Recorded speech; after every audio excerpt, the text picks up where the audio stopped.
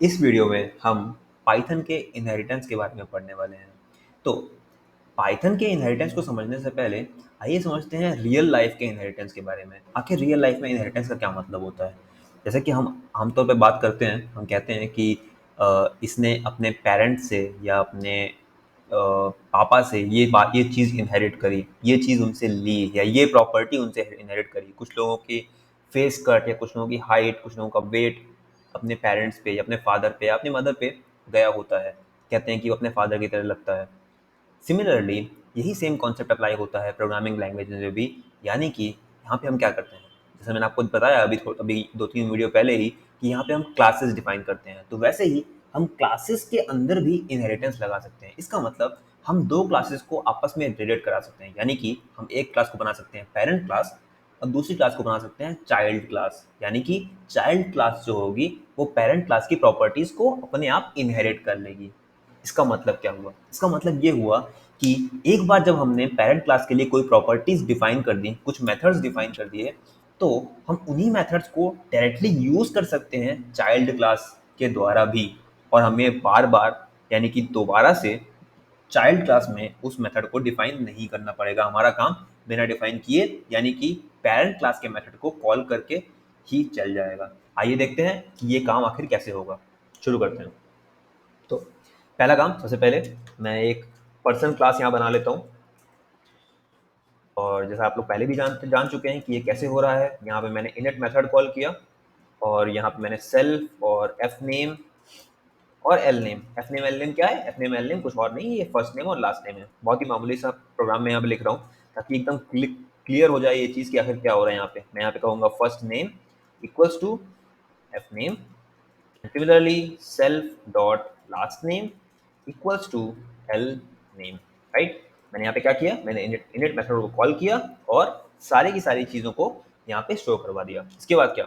इसके बाद ये कि हम कहेंगे, मान लीजिए कि मैंने एक डेफ प्रिंट नेम नाम का भी मेथड यहाँ पे डिफाइन कर दिया है। प्रिंट नेम ये क्या करेगा, ये जो करंट नेम होगा पर्सन का वो प्रिंट कर देगा। कैसे प्रिंट करेगा ये देखते हैं।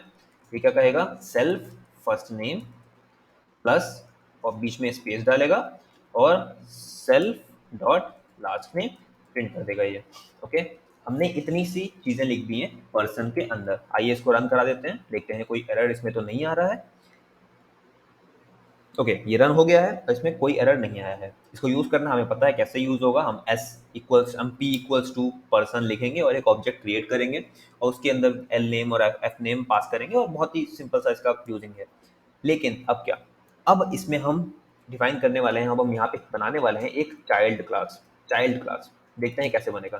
तो एक बहुत ही कॉमन सेंस वाला सवाल मैं करूंगा, वो ये कि पर्सन एक पेरेंट क्लास है। अगर मान लीजिए मैं यहाँ पे लिख देता हूँ पर्सन एक पेरेंट क्लास है, हम चाहते हैं कि इसकी एक चाइल्ड क्लास तैयार हो।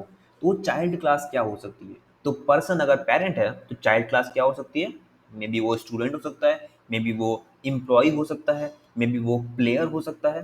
राइट, तो मान लीजिए मैं यहाँ पे स्टूडेंट नाम की एक चाइल्ड क्लास क्रिएट करना चाहता हूँ, क्लास स्टूडेंट। मैं चाहता हूँ कि ये जो स्टूडेंट क्लास तैयार हो ये पर्सन क्लास की सारी प्रॉपर्टीज को अपने अंदर होल्ड कर ले। क्या मैं ऐसा कर सकता हूँ? मैं बिल्कुल ऐसा कर सकता हूँ। इसको करने का तरीका क्या है? इसको करने का तरीका ये है कि मैंने जब क्लास स्टूडेंट लिखा, इसके बाद मैं क्या करूंगा, मैं यहाँ पे ब्रैकेट डालूंगा और मैं यहाँ पे पेरेंट क्लास का नाम लिख दूंगा पर्सन। That's it. यहाँ पे एरर आएगा, क्यों? क्योंकि मैंने गलती से शिफ्ट प्लस एंटर पास कर दिया, तो वो जो कि नहीं करना था। कोई दिक्कत नहीं है, इसको सही कर लेते हैं। क्लास स्टूडेंट पर्सन, ऐसा करने से क्या होगा? ऐसा करने से ये होगा कि अब ये जो हमारा स्टूडेंट क्लास तैयार हुआ ये इस पर्सन क्लास को इनहेरिट कर चुका है। मैं अगर चेक करना चाहता हूँ फिर से रन करा के, इस बार मैंने पास डाल दिया है तो अब यहाँ पे एरर नहीं दे रहा है। अब मान लीजिए मैं एक स्टूडेंट नाम का क्लास तैयार करना चाहता हूँ, क्लास स्टूडेंट। देखते हैं कि क्या होता है, क्योंकि हमने अभी कुछ भी पास नहीं किया है। ये अपने आप हमको बता रहा है कि एफ नेम और एल नेम मेरे को दो।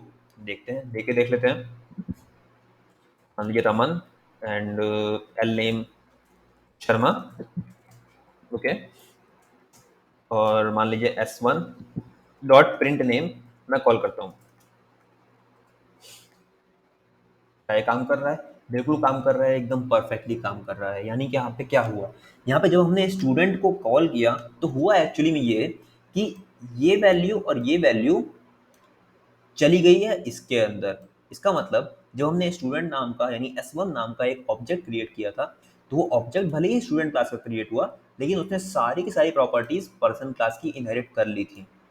ओके, और उसके बाद जैसे ही हमने उसके अंदर वैल्यूज स्टोर करी और प्रिंट नेम फंक्शन को कॉल किया, तो इसने इसके इस मेथड को कॉल कर दिया और हमारा काम करके दे दिया। अब ऐसा करने का फ़ायदा क्या हुआ? ऐसा करने का फ़ायदा ये हुआ कि हमें पैरेंट क्लास की सारी प्रॉपर्टीज़ मिल गई।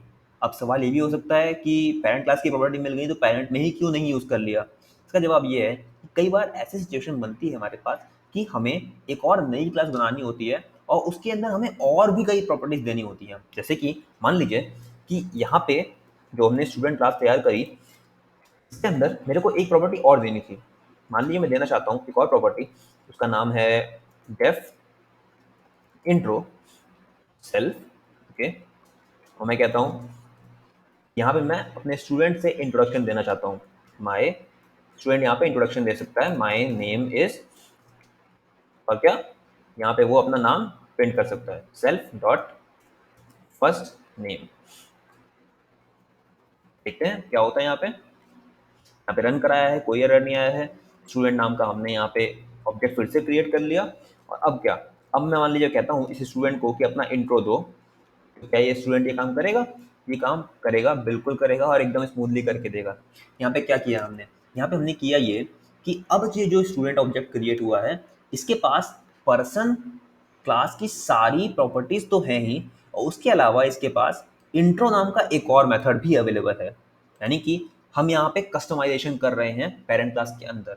यानी कि कोई भी पेरेंट होते हैं रियल लाइफ में भी, कोई भी पेरेंट के स्टूडेंट जो चाइल्ड होते हैं उनके उनके पास पेरेंट्स की प्रॉपर्टी होती हैं, और उसके अलावा उनके पास कुछ और भी नई भिन्न भिन्न प्रकार की प्रॉपर्टीज आ जाती हैं, जो कि लोगों को डाउट होता है फिर कि ये कहाँ से सीख लिया इस बच्चे ने।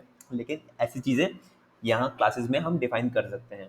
ओके, इस तरीके से आप इनहेरिटेंस का इस्तेमाल कर सकते हो अपने प्रोग्राम के अंदर, और भी कई तरीके के मेथड्स या प्रॉपर्टीज या कुछ भी आप डिफाइन कर सकते हो अपनी ज़रूरत के हिसाब से। ऑलराइट, मिलते हैं नेक्स्ट वीडियो में क्लासेस के एक और कॉन्सेप्ट के साथ।